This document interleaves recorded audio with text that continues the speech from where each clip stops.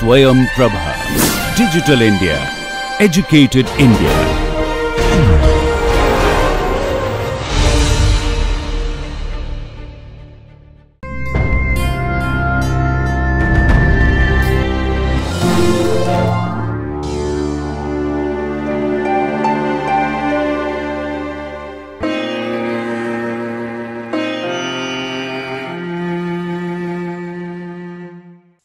Hi everyone, this is Malika Pathak from Miranda House, University of Delhi, continuing with the course on solid state for the students of BSc Honours Chemistry and BSc with Chemistry.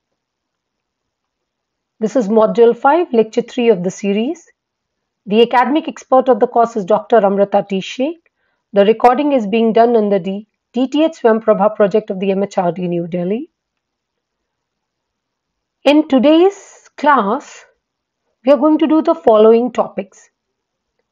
First, we are going to discuss the X-ray diffraction, followed by what is Bragg's law. We'll try and derive it and then use it for crystal structure determination. We'll be doing three methods which are used for crystal structure determination: Loy method, rotating crystal method, powder diffraction method. This will be followed by a detailed look at the structures of sodium chloride, potassium chloride and cesium chloride crystals. So let's start today's lecture.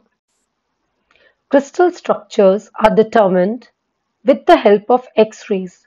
In addition to X-rays, other forms of radiations having similar properties like a beam of neutrons or electrons could also be used.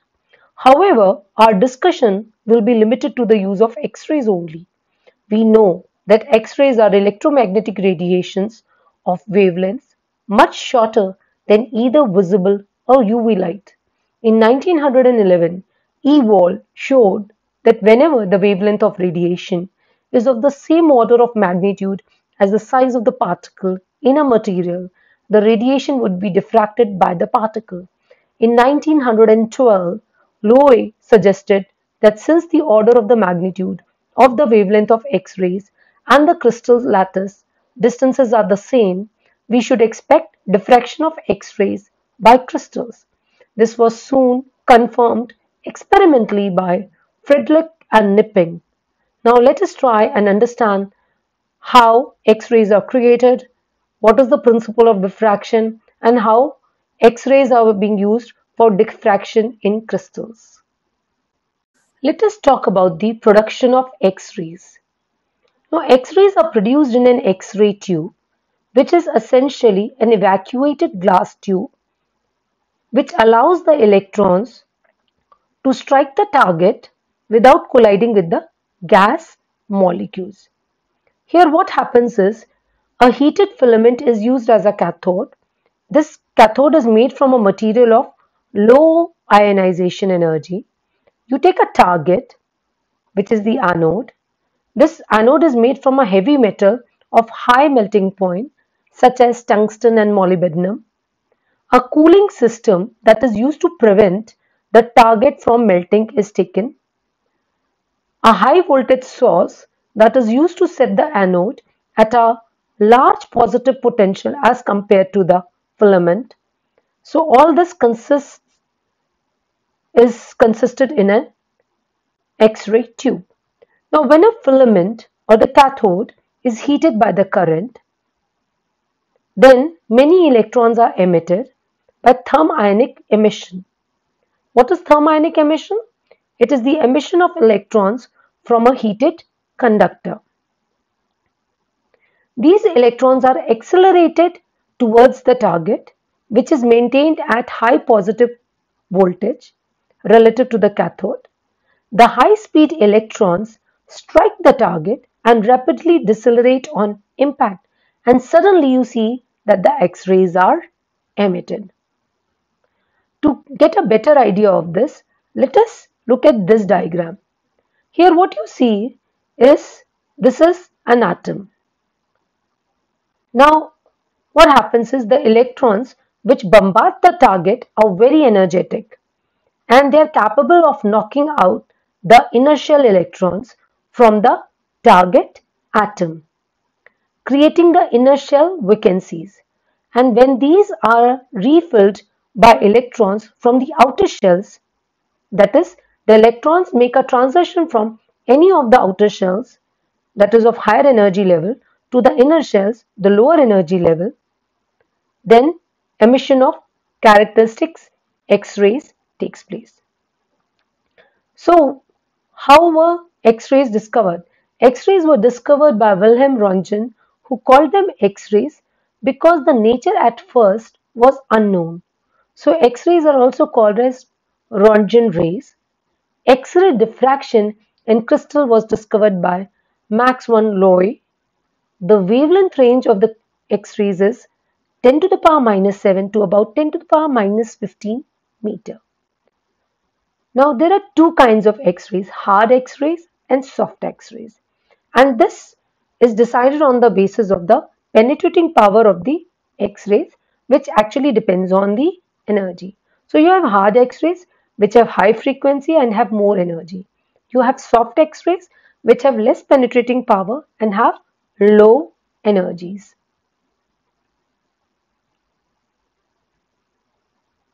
Now look at this. Now this was the beam of electron. This fell on the target and the X-rays were emitted. So this is a simplified picture of how the X-rays are generated.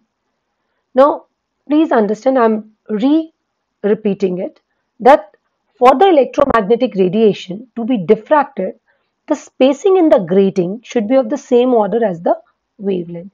In crystals, the typical interatomic spacing is approximately 2 to 3 angstrom. So the suitable radiation is X-rays, and hence X-rays are used for the study of crystal structures. Now, what are X-rays? I've already said these are short wavelength electromagnetic radiation produced by the deceleration of high energy electrons or by electronic transitions of electrons in the inner orbital of atoms. Now, you know that X-rays are used for analyzing the structures of the crystals. Now, let's talk about the X-ray diffraction. This is an electromagnetic spectrum representing the electromagnetic radiations. So what are electromagnetic radiation? Electromagnetic radiation consists of waves that are propagated through space with the velocity of light. They are characterized by either frequency or wavelength. The frequency gives the number of cycles through which the wave moves in 1 second, and the wavelength gives the distance between 2 points on the wave which have gone through a complete cycle. And these two are related by the expression nu is equal to c by lambda. There is another term that you already know, which is amplitude. This is the displacement of the wave in a direction perpendicular to the direction of propagation. Now, this electromagnetic spectrum is important because we are talking about the diffraction of the waves or diffraction of the electromagnetic radiation. So X-ray diffraction is based on the constructive interference of monochromatic X-rays and a crystalline sample. So before we understand this line, let us understand what is constructive interference or recall what is constructive interference. So what happens is when two waves which come from two different sources, they have the same wavelength and same amplitude, they reinforce each other when their maxima and minima coincide. This is called as constructive interference.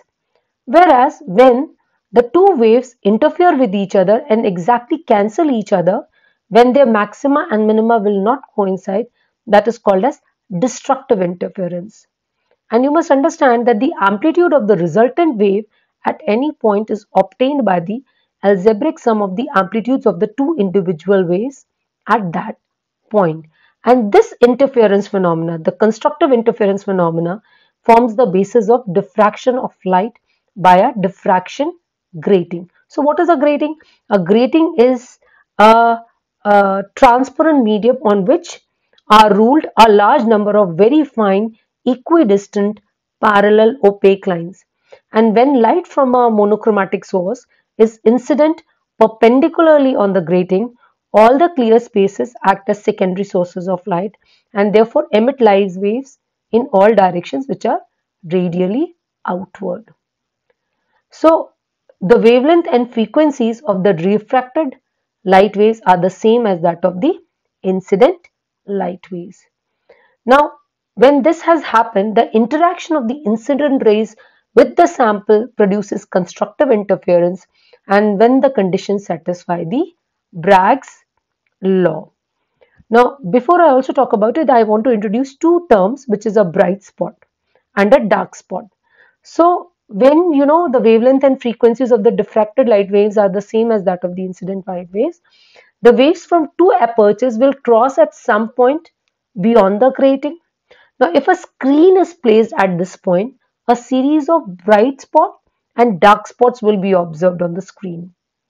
A bright spot will be obtained where the waves from adjacent aperture in the grating reinforce one another, and a dark spot will arise when the destructive interference of waves take place at that point. And all this was done based on the Bragg's law or understanding of the Bragg's law. Now let's talk about what is Bragg's law. So this is Sir William Lawrence Bragg and this is Sir William Henry Bragg. They were both Australian-born British physicists and X-ray crystallographer. They are also the discoverer of the Bragg's law of X-ray diffraction, which is the basic for the determination of the crystal structure.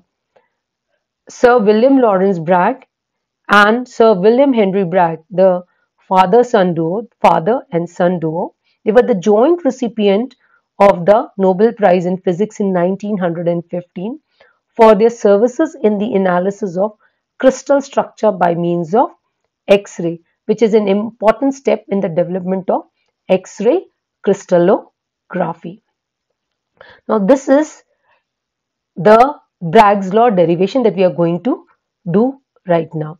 So, what happens is that B.H. Bragg and W.L. Bragg were of the opinion that since a crystal is composed of a series of equally spaced atomic planes, it may be employed not only as a transmission grating but also as a reflection grating. Now, transmission grating is a concept which was introduced by Loy. I'm going to talk about Loy later, but they said that a crystal can be used as a reflection grating, and when X-rays are incident on a crystal face, they penetrate into the crystal and suffer reflections on striking the atoms in the successive planes. I'm repeating, when X-rays are incident on a crystal face, they penetrate into the crystal and suffer reflections on striking the atoms in the successive planes. If the reflection or if the reflected waves from successive layers are out of phase, then due to the destructive interference, there will be no diffraction. If, however, the reflected waves are in phase, that is, they are in constructive interference with each other, a diffraction spot will be observed.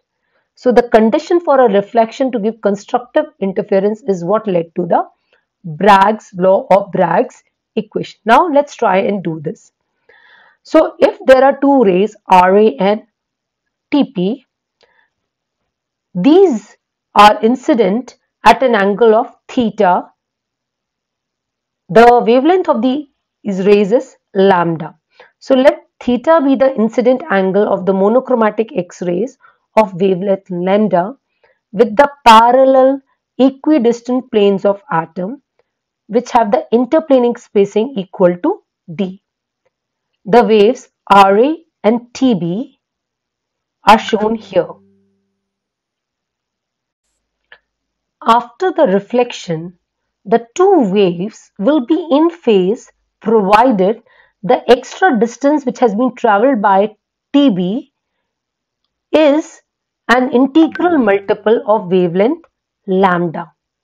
The extra distance can be obtained by dropping perpendiculars. Can you see these perpendiculars? So from point A, which is the incident point, we drop two perpendiculars on the second wave, which is the TB wave, and the reflected wave of the TB wave. So we drop two perpendiculars, AP and AQ, on the second wave. Now you can see that means the extra distance that has been traveled by the second wave is equal to PB plus BQ, right? How have we calculated? We drop two perpendiculars from the incident point A of the first wave on the second wave. So AP is one perpendicular and AQ is the other perpendicular. And the distance, the extra distance that has been traveled is PB and BQ. Now this extra distance is going to be an integral multiple of the wavelength lambda if the waves are to be in the phase. Now that means PB and BQ we need to find out. So the value of the PB and BQ is equal to d sine theta, because see, this is angle theta, and if this is angle theta, then this is equal to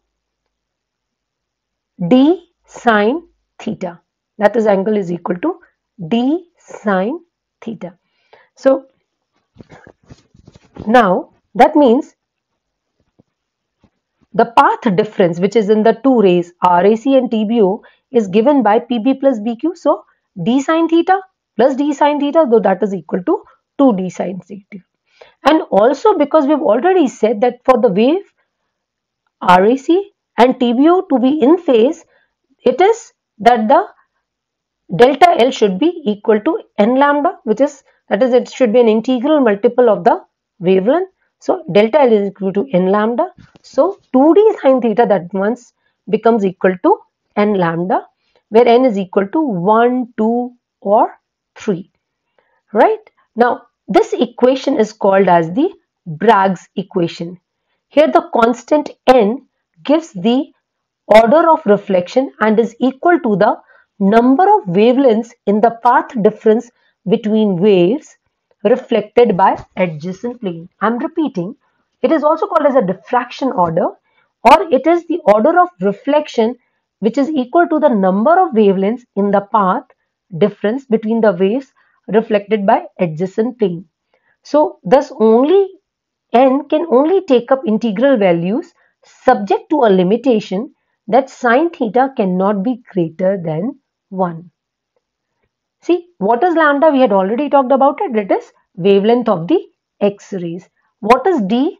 D is the interplanar spacing, or the separation between the atomic plane. And what is theta? Theta is known as the Bragg's angle, or it is the glancing angle, or the complement of the incident angle, or the diffraction angle. Now, so if you have fixed values of lambda and d, we can have more than one reflection at angles theta 1, theta 2, which correspond to the values of n, which will be equal to 1, 2, 3 and so on. So we must understand that the higher order reflections will occur at large values of sine theta and hence at large angles. It is normally found that the lower order reflections are the most intense and the intensities of higher order reflections decrease rapidly. Now, when you deal with X-ray diffraction, sometimes it is more convenient to express higher order reflections in terms of first order reflection. Now we know that D is equal to A upon root h square plus k square plus L square. Now, and D is equal to, for NH, NK, NL, it is equal to A upon root NH whole square plus NK whole square plus NL whole square. Now, if this is true, then DNH, NK, NL can also be written as DHKL by N. If we solve this, we can write it as DHKL by N. Like in D220 is equal to A upon root 8, D110 is equal to A upon root 2 if we solve. Then the relationship between D220 and D110 is equal to 1 by 2. So D220 is equal to D110 by 2. So if that is true, then nth order reflection from HKL can be considered as the first order reflection from NH, NK, NL. I'm repeating, what does it mean? A second order reflection from a 110 plane may be considered equal to the first order reflection from the 220 plane. Similarly, a third order reflection from a 110 plane may be considered as a first order reflection from a 330 plane. This fact can be introduced into the Bragg's equation of n lambda is equal to 2d sine theta, as because we know that DHKL and DNH NKNL is related by 1 by n, I can just substitute here. So then lambda can be written as 2 DHKL by n sine theta HKL, and I can, what is DHKL by n equal to? That is nothing but DNH NKNL. So your equation, Bragg equation, can be written as lambda is equal to 2d NH NKNL sine theta NH NKNL. Right? Understand here that DHKL is the perpendicular distance between the adjacent planes having the indices H, K and L. I'm repeating, what is DHKL? It is the perpendicular distance between the adjacent planes having the indices H, K and L. Crystal structure determination. Now there are three X-ray diffraction methods which are used for the determination of the shape and the crystal structure. One is the Loewy method, the other is the rotating crystal method, and the third is the powder diffraction method. Now in the Loewy method, we only, this is just a gist of it, I will do it again, but this is only about single crystal where we use a polychromatic beam and we have a fixed angle. In the rotating crystal method, we take one crystal again, but instead of the polychromatic beam, we take a monochromatic beam, and the angle is variable, which is measured and which is changed through the rotation. Then there is the powder diffraction method, in which we take the powdered sample of the crystal, we use a monochromatic rays, and the angle is variable, but this variable angle, I'm going to talk about it, comes from the fact of orientation. So let's start with the Loewy method first.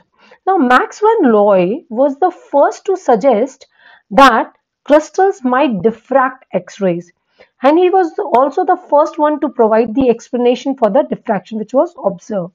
However, it is the explanation which has been provided by Bragg which is simpler and more popular and has been used in crystal structure determination. What were the two postulates of Max van Looy for which he actually got the Nobel Prize in 1914? One, that the crystals have a periodic arrangement of atoms, and second, that the X-rays are waves and therefore the crystal can diffract these X-rays.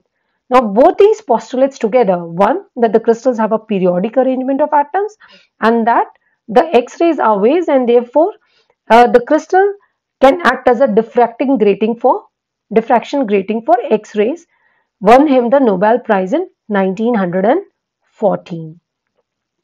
Now the Loewy method is actually based on the concept that since the distance between the particles in a crystal are of the same magnitude as the wavelength of X-rays, the crystals can be used as a three-dimensional diffraction grating, and if you incident a beam of non-homogeneous X-rays onto a crystal, a diffraction pattern will be observed. Now X-rays are passed through a crystal and a diffraction is observed is the concept behind it. Now the experiments have been done and various substances to predict and verify Loewy's prediction. Now, and these predictions, these gratings are obtained on a photographic plate which is also called as a film. So the spots are observed on a photographic plate or a film, and you can see bright and dark spots. And when you develop the film, you can see some sort of symmetry in the spot, showing that this has come from a symmetrical arrangement and that is coming from a structural arrangement that is there in the crystal. From these spots that we are going to talk about, you can calculate the size and the shape of the unit cell. Let's try and see what are the two methods which are there. The one is the back reflection Loy method and the other is a transmission method. So the back reflection Loy method, the film, the photographic plate on which the spots are to be seen is placed between the X-ray source and the crystal. The beams which are diffracted in the backward direction are recorded. One side of the cone of the Loy reflection is defined by the transmitted beam. The film intersects the cone with the diffraction spots generally lying on a hyperbola. Then there is the transmission method or the transmission Loy method. In this, what happens is the film or the photographic film or the photographic plate is placed behind the crystal to record the beams which are transmitted from the crystal. So one side of the cone of the Loy reflections is defined by the transmitted beam. The film intersects this cone that is coming because of the diffraction of the X-rays by the crystal is being intersected by the photographic film, and you can see that the film has a diffraction spot which generally lie in the form of an ellipse. So this is the transmission Loy method, and in the back reflection Loy method, please understand the X-ray source and the crystal were on two sides of the photographic film, and in the transmission Loy method the film is behind the crystal. But in both the methods, you see when you develop them you get spots in some symmetrical arrangement around the intense central undiffracted beam. Now these spots that we are seeing here, are actually called as Loy spot, and they're characteristic of the structural arrangement of the crystal. So the symmetry of the spot will reflect the symmetry of the crystal when viewed along the direction of the incident beam. And so if you do this, you will be able to calculate the size and the shape of the unit cell from the Loy pattern. Now this only has one problem, that although the Loy method can also be used to determine the crystal structure, there are several wavelengths which can reflect in different order from the same set of planes, with this different order reflections superimposed on the same spot. So you will have a higher order reflection, smaller order reflection, all being superimposed on the same spot in the film. So what happens is this makes the crystal structure determination by spot intensity a little difficult, and this method has been refined or made better by introducing the rotating crystal method. Rotating crystal method or the Bragg's method. Now what happens in a rotating crystal method is that you take a single crystal which has been mounted on an axis and you incident monochromatic X-rays onto it. Now to obtain the diffraction patterns, you put a cylindrical film around it. Now once this setup is ready, you rotate your crystal on the chosen axis. So when the incident X-ray, monochromatic X-ray beam is incident on it, diffraction patterns are obtained. How are they obtained? Because when you rotate the crystal, there will be lattice planes which will at some point make the correct Bragg angle for the monochromatic X-rays, and you will be able to obtain the diffraction pattern. Now, once you know the wavelength, the angle which the reflection is doing, you can get the value of interplanar spacing, that is DHKL, using the Bragg's law, because you know that D is equal to A upon root H square plus K square plus L square, and 2D sine theta is equal to n lambda according to the Bragg's equation. You can get the values of the DHKL, and which can further be used to get the lattice parameters. Now, how will the diffracted beam look like on the cylindrical film? So when you open the cylindrical film, it will look like this. Now the reflected beams are located on the surfaces of the imaginary cones. If you record the diffraction patterns, both the angles and the intensities For the various crystal orientation, you can determine the shape, the size of the unit cell. You can also find out the arrangement of atoms inside the cell. So this is how your photographic film will look like on which a diffracted beam has been incident. Now let's try and take a look at a numerical for a better understanding of the rotating crystal method, which is also called as the Bragg method. So when a certain crystal was studied by the Bragg's technique using the X-rays of wavelength 229 picometer, an X-ray reflection was observed at an angle of 23 degree 20 minutes. So what is the corresponding interplanar spacing? First part, when another X-ray source was used, a reflection was observed at 15 degree 26 minutes. What was the wavelength of these X-rays? So what is it? You are given the value of lambda, you are given the angle, glancing angle 23 degree 20 minutes. You just apply the formula and lambda is equal to 2d sine theta. So dHKL is equal to lambda upon 2 sine theta. So you get 229 picometer upon 2 into sine 23 degree 20 minutes, and you will be able to obtain the interplanar spacing.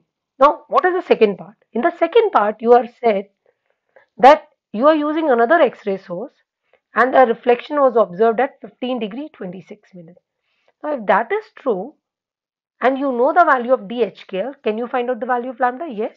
You know the Bragg's equation, lambda is equal to 2d sine theta. You just substitute the value of dHKL, you substitute the value of angle, and you get the value of lambda. So 2 into 289.2 picometer into 0.2622 will give you 153.9 picometer as the wavelength of X-rays. Now let's talk about the powder diffraction method, which is also called as Debye-Scherrer method. Now in the Bragg's method, one has to use a fairly large crystal with flat faces which are carefully oriented in a number of specific directions. Now all crystalline substances may not be available in the above needed form. So a method which is more convenient to handle has been developed independently by Debye and Scherrer and Hull. And that method is known as powder method, because in this method the substance is taken in the powdered form in a thin walled capillary tube. This powdered form of the substance is then irradiated with the monochromatic X-rays. The particles in the powder will act as tiny crystals which are randomly oriented with respect to the incident X-rays.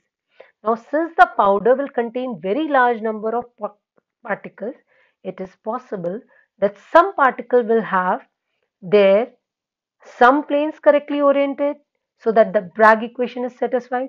Some other will have their other planes properly oriented, while there will be some others whose some other planes are oriented, and so on.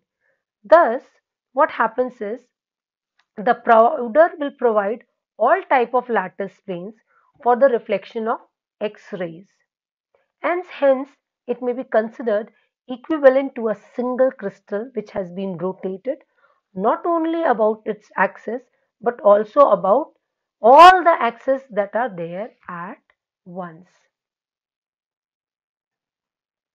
So let's try and have a better understanding of it. Let's say there is a single crystal, and if I incident only one monochromatic X-ray beam on it, you will see that one or two diffracted beams may be observed.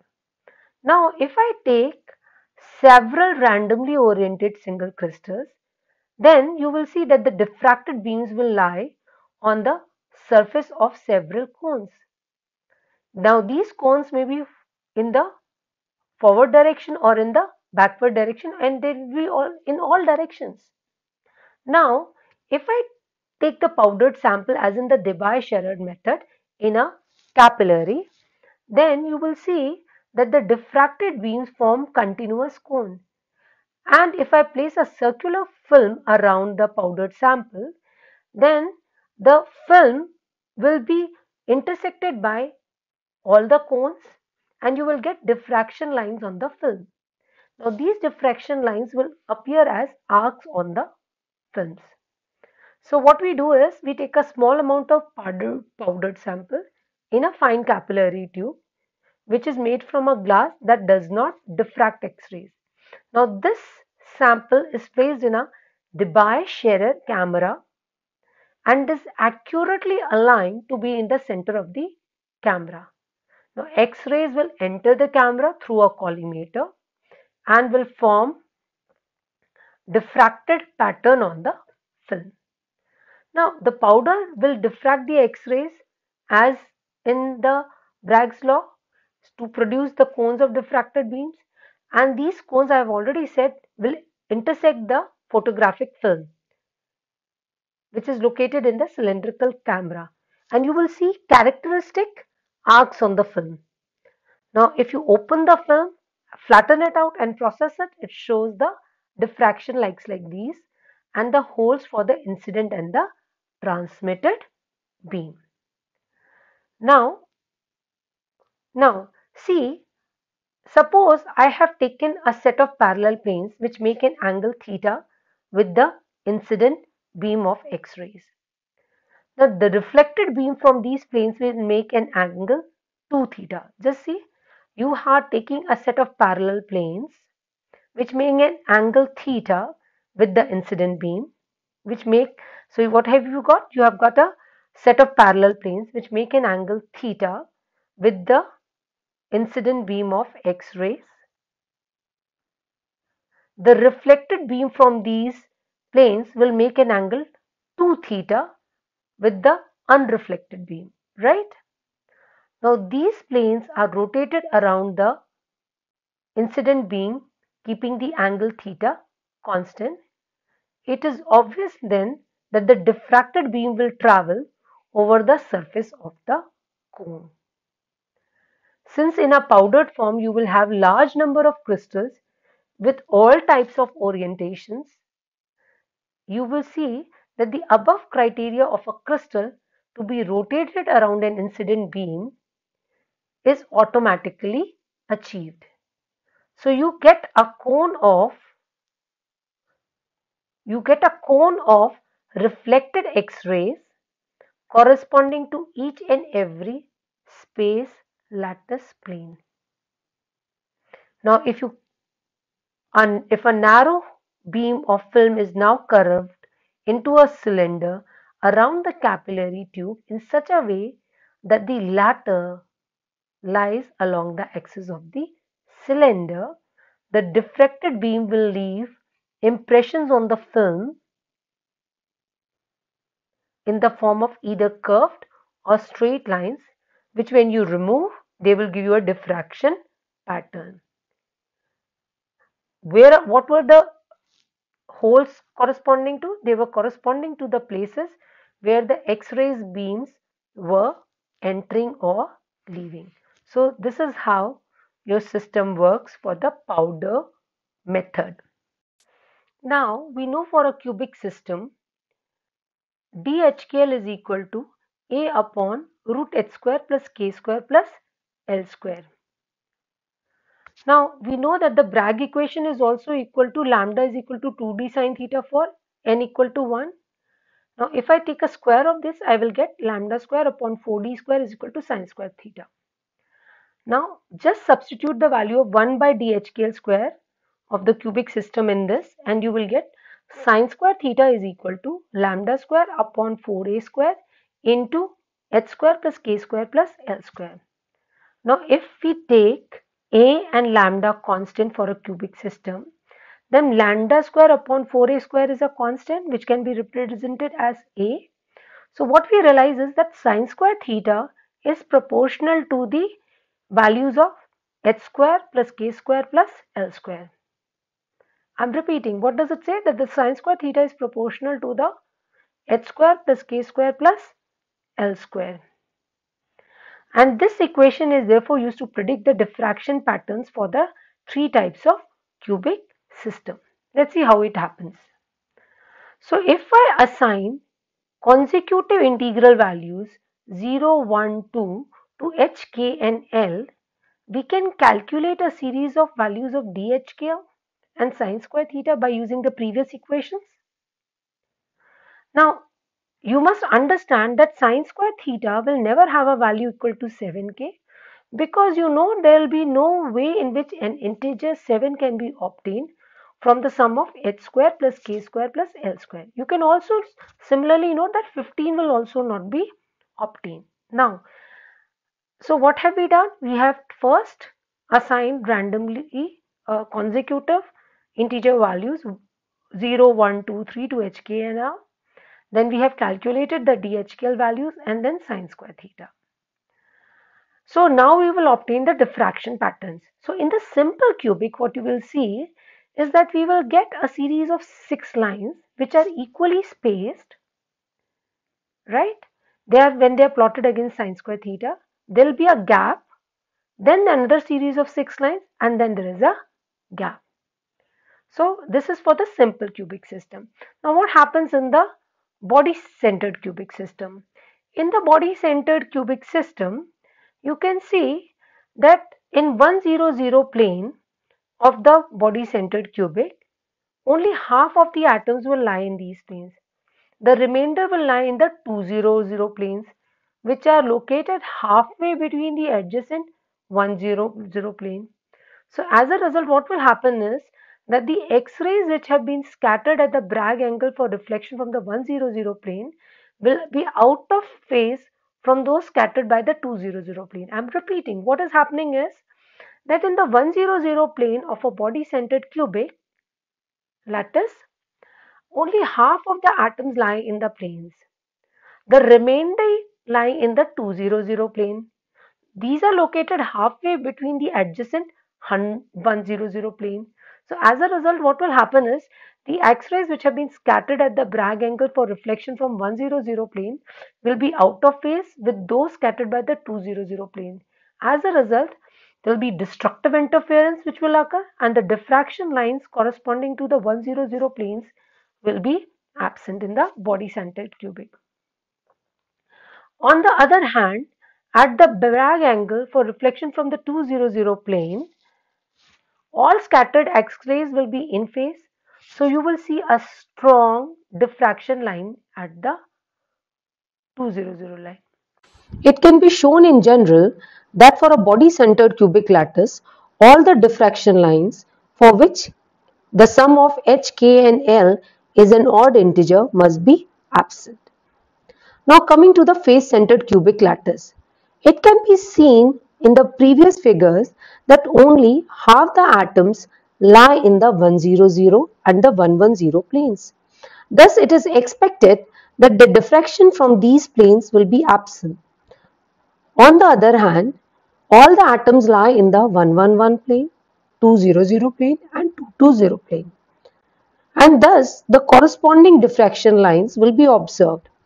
It can be shown in general that for a face-centered cubic lattice, the strong diffraction lines are observed only for those planes for which the values of h, k and l are either all odd or all even.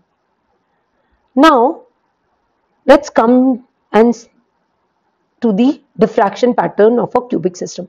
So, this is for the primitive cubic system or the simple cubic system. This is for the body-centered cubic system and this is for the face-centered cubic system. Now,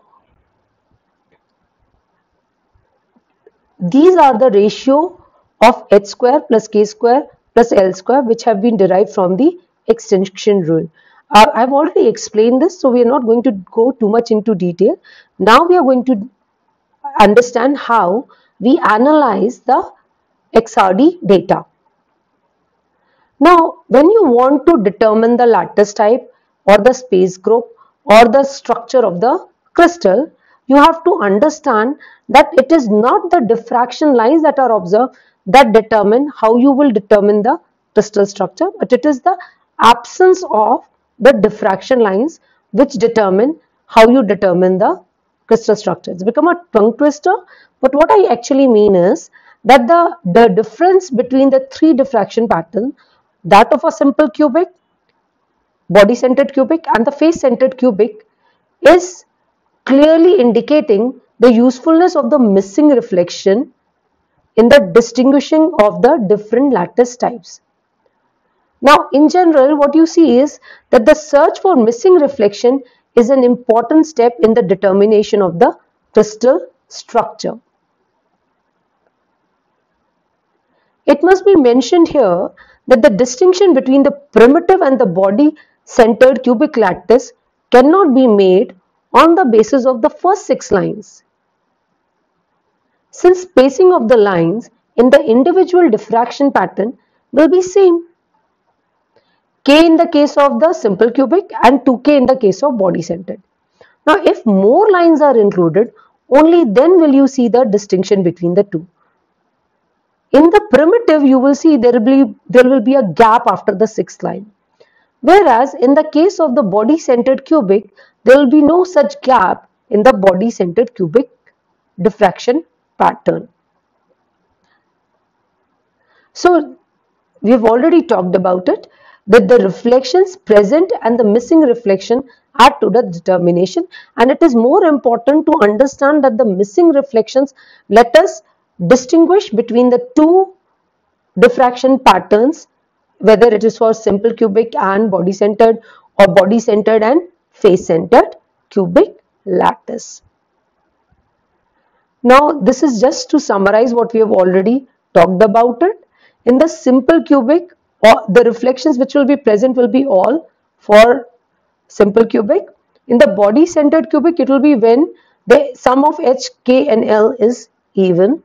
The ones which will be absent will be h, k and l ka sum is odd. In the face-centered cubic, when the h, k and l are all odd or all even, you will observe them, and when they are mixed, you will find them absent in the diffraction pattern. So based on this data, actually this is the most important table. Based on this table, you will be able to distinguish between the simple cubic, the face-centered cubic and the body-centered cubic lattice types. So let us try and understand and reflect on what we have learned till now. We have a crystal with the atoms. We will perform the diffraction experiment, whether it is the powder method or the rotating crystal method. Get the values of 2 theta from the spectrum, the intensity 2 theta plot.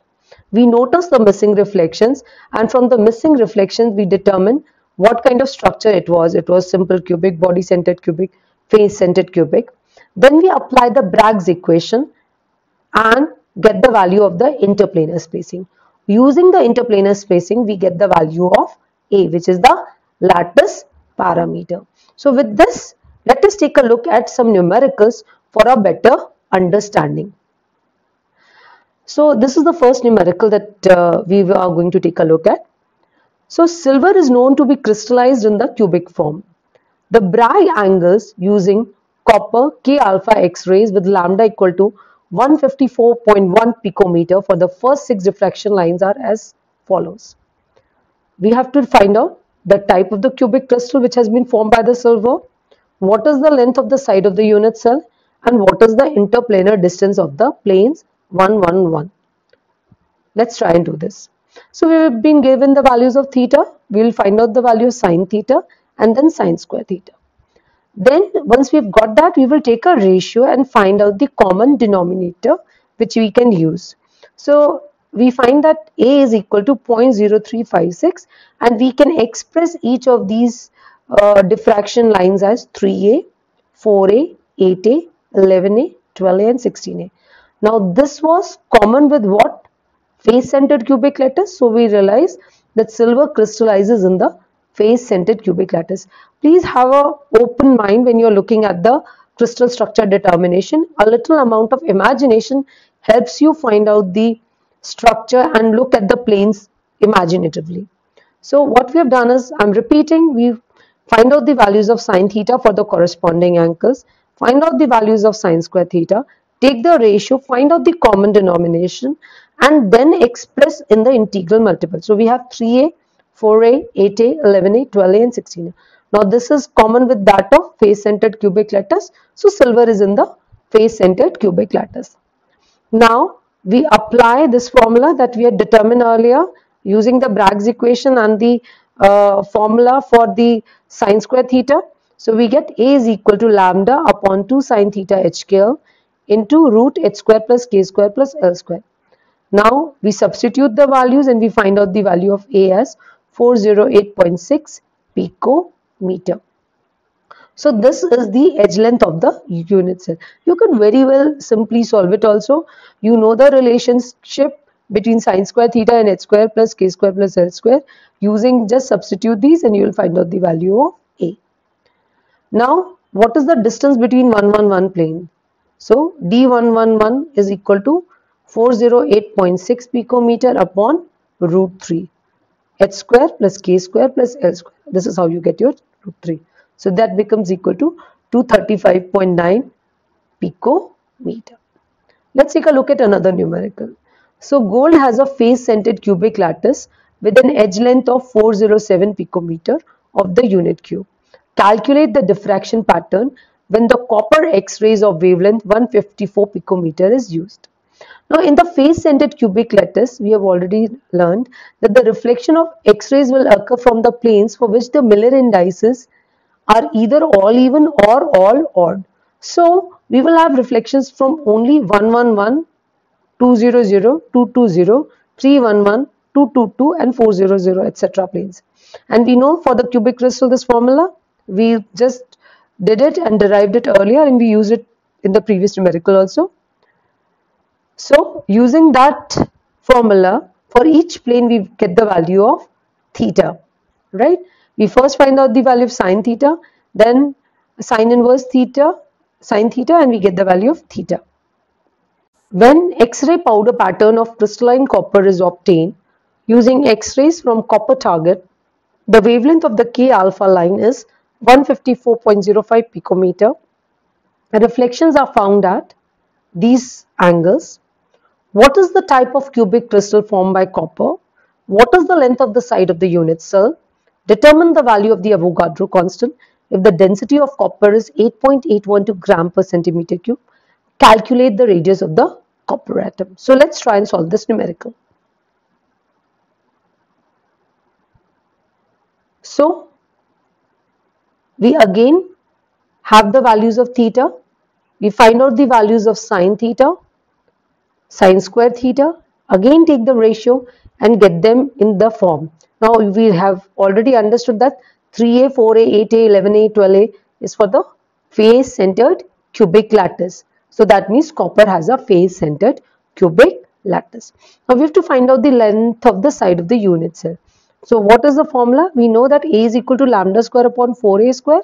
So small a will be equal to lambda square upon 4a under root. So we get the value lambda by 2 into 1 upon root a. We substitute the value and this is the side of the unit cell. So the length is equal to 363.2 picometer. Now the Avogadro constant. This is the formula that we've been doing since 11th standard.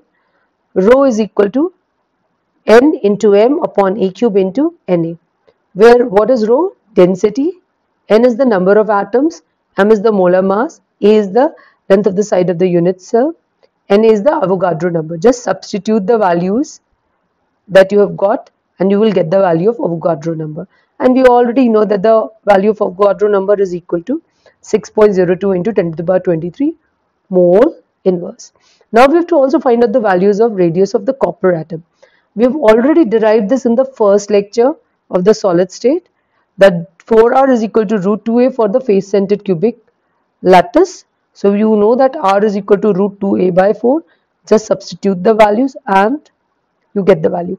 Please understand, numericals are important for your understanding and they also require a lot of practice.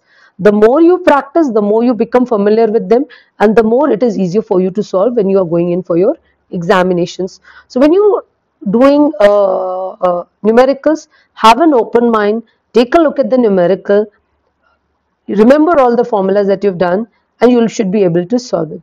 So for your own good, please try and solve as many numericals as possible and at least try and revise them so that your understanding increases. Let us look at the structures of sodium chloride, potassium chloride and cesium chloride crystals. To know the type of a cubic lattice in a given crystal, the angles at which intensities of reflection are maximum for different orders for different planes are studied and the values of D100, D110 and D11 planes are calculated.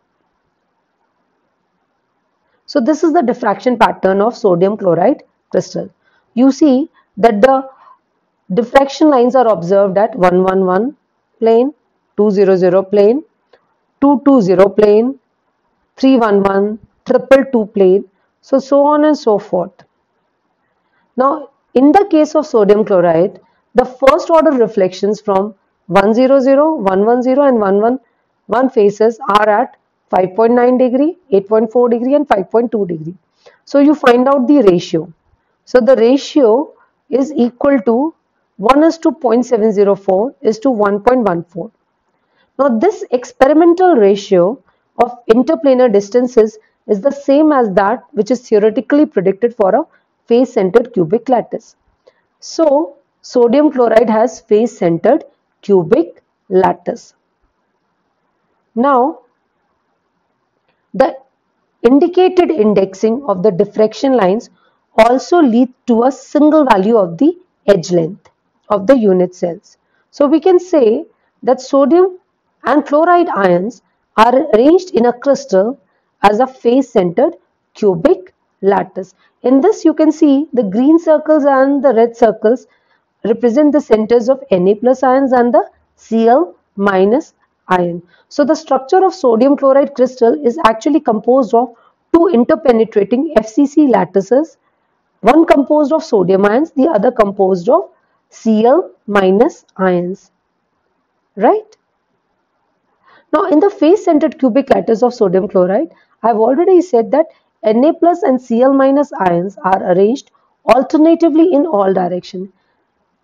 Each Na plus ion is surrounded by 6 octahedrally arranged Cl minus ions, and each Cl minus ion is surrounded by 6 octahedrally arranged Na plus ions in 3 dimensions. Each unit cell of the sodium chloride consists of 14 Na plus, one at each of the 8 corners and one in the middle of each of the 6 faces, and 13 Cl minus, one at the center and 12 at the middle of each edges, or 14 Cl minus ions and 13 Na plus ions. The 8 Na plus ions at the corners are shared equally by 8 cubes meeting at each corner. So all of this you already know, right? So you can calculate the number of Na plus ions and the Cl minus ions. Obviously the number of Na plus ions will come out to be 4. Similarly, the number of Cl minus ions will also come out to be 4 based on our understanding. So 4 Na plus and 4 Cl minus ions are there in each unit cell. That is 4 NaCl molecules are present in each unit cell, whose length A is equal to 2D and the volume is A cube, which is equal to 8D cube. Now, what is the coordination number? I just said octahedrally surrounded.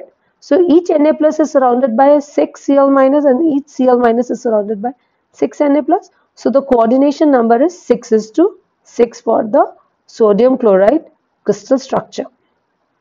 So this is the XRD pattern of the NaCl that we had seen earlier. If I compare this with the KCl, you see there is a slight difference. Now let us try and understand what, although NaCl and KCl are very similar, what is the small difference between the two. So structure of KCl we want to talk about. In this case, Sylvene. We had talked about the rock salt structure of NaCl. Now we are trying to talk about the KCl structure. So if I see the powder pattern of KCl, at first glance what I will observe is the pattern looks like that of a primitive cubic lattice, since there are 6 lines which are followed by a gap. However, because we know that KCl and NaCl are similar, KCl has a face-centered cubic lattice which is that of NaCl. So why the difference? The resemblance to a primitive lattice is the consequence of the fact that K plus ions and Cl minus ions have the same number of electrons. Thus they have the same scattering effect.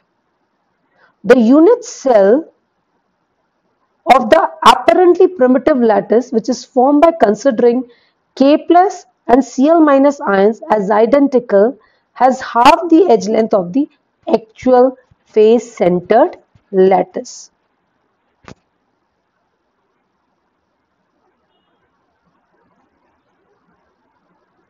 Another example that we can discuss is RBBR, LIBR. These are all systems which are showing similar behavior. RBBR has a simple cubic lattice if you see it, because Rb plus and Br minus ions will have the same number of lattice, although LIBR and NABR and RBBR will have the face centered lattice, all three. So we've just talked about it. So although KCl looks like the lattice which has a simple cubic structure, but it is not, it is an FCC lattice. The similarity to the simple cubic lattice has arisen because K plus and Cl minus ions have the same number of electrons, so they have the same scattering power, resulting in them not being distinguishable from each other and looking like the simple cubic unit instead of the face-centered cubic lattice that they are. This is the structure of the cesium chloride crystal. I want you all to take a deep look at it and try and analyze. Let's see.